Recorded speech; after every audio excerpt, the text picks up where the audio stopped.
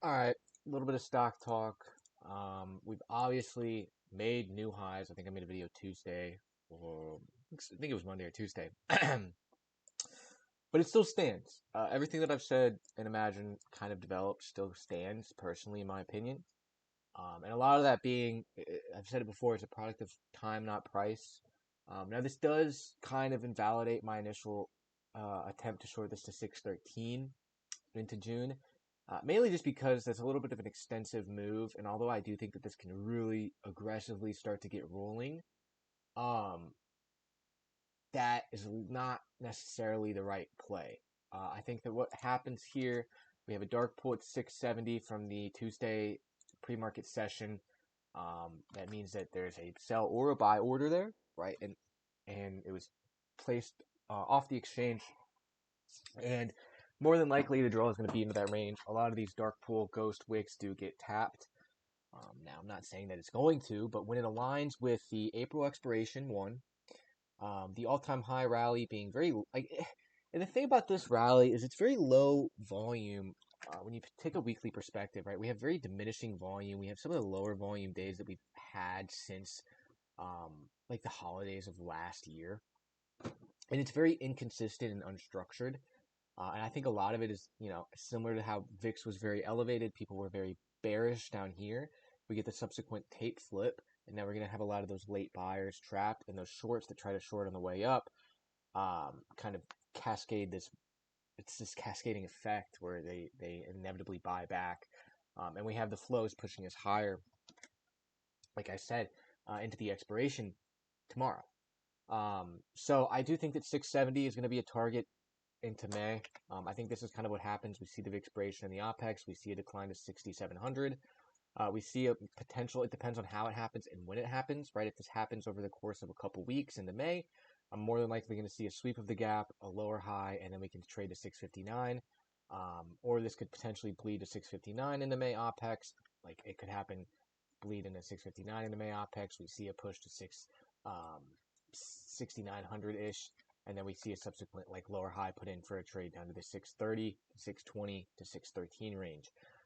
I think that positioning wise, I covered my Microsoft long for plus 30% on MSFU, mainly just because this is getting a little extensive with the multiple gap ups, the exhaustive behavior, and the volume influx. We're kind of right at that preliminary support climax range. And I don't really want to get caught in like an OPEX breakdown. I think this can run up into the report still, potentially tap 470 off the earnings report. I'd rather look to position short side instead. But what I do think can kind of develop here is just a great short opportunity and a continued rotation into a lot of names. And it's the same exact thing with QQQ. We don't have a dark pool to play with, but we have a gap sweep that could be a target going forward at 602. We have 590 that could be a target going forward. And this continues to add on to the distribution, right? When you look at QQQ, first of all, the progression here is very minimal, right? We're less than a percentage above the new highs in almost 3 months. SPY, if we look at the previous highs from January, we're 0.5% above the new highs in 3 months. We have our preliminary signs. We have a potential climax here, or preliminary support, climax, reaction, floor being established, UT potentially put in, a sign of weakness, and then a potential UTAD on QQQ. So I would be very cautious when it comes to the tech equity. And a very similar thing here on SPY. A potential preliminary supply, buy climax with this exhaustive parabolic behavior, reaction, UT, sign of weakness, UTAD, right? And we have this floor as well, right? So this is very notable to me. I do like how this is developing. I think that the short-sided trade is something that I am going to be looking forward to executing on in the next couple of weeks and months.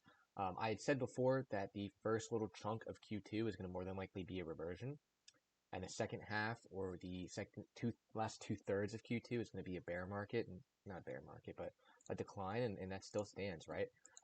XLF right in the discount.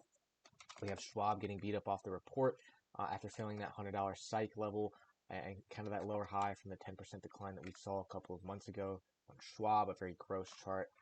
A lot of these banks look ugly, right? And a lot of them are reverting into their lower high territory and then seeing a subsequent decline off the report. in my opinion. Full gap fill from January or November in XLK. Really parabolic rally on SMH. This is very telling in my opinion. And then you continue to look at XLP, very constructive, consolidative after a big time move and finding a higher low. Similar look here in XLV, right? A lot of names. I'm still long LLY via ELIL. I'm down like 10%. This is a constructive sequence here. We're working in on 2 inside weeks. Ideally, we can get a strong closure tomorrow with the expiration, maybe some volume behind that.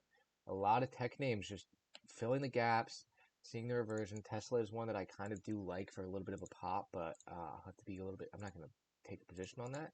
But maybe push to 415, the previous highs from 2021 would be kind of optimal going forward.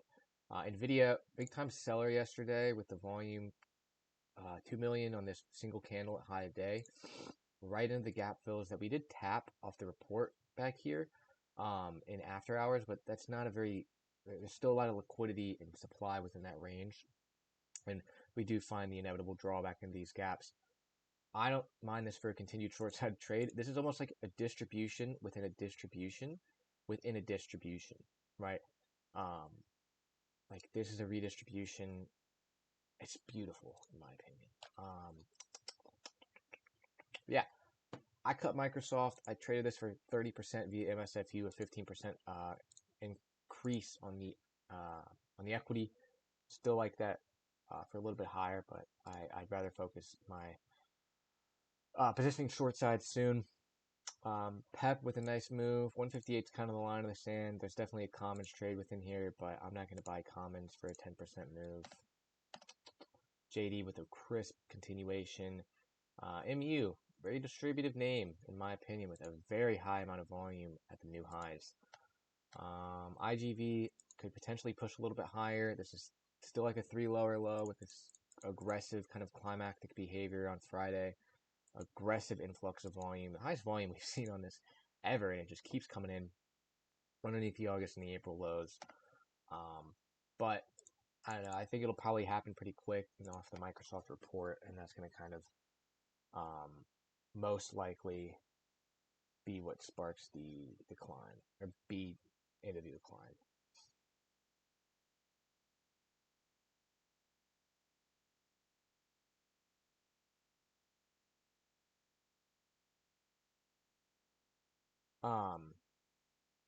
But yeah, I mean, a lot of names like Lulu and Nike are very beat up on a long-term perspective. I do think that these are good long-term buys going forward. UNH has made a good run. I'm a little skeptical on it still. But even when we look at like NVDS, right? Like pretty constructive looking charts here. I don't know. My focus, I honestly, if next week I will be looking, not really a big options trader anymore at least. I will be looking for a position under 696 on June options to, or maybe June to take this to 670. With the reason being the VIX decline, the kind of euphoria in equity markets, the window of weakness opening up, the dark pool, the gap fill, the unstructured behavior of this rally. And what I think can happen is potentially this declines very quickly and very aggressively on some news.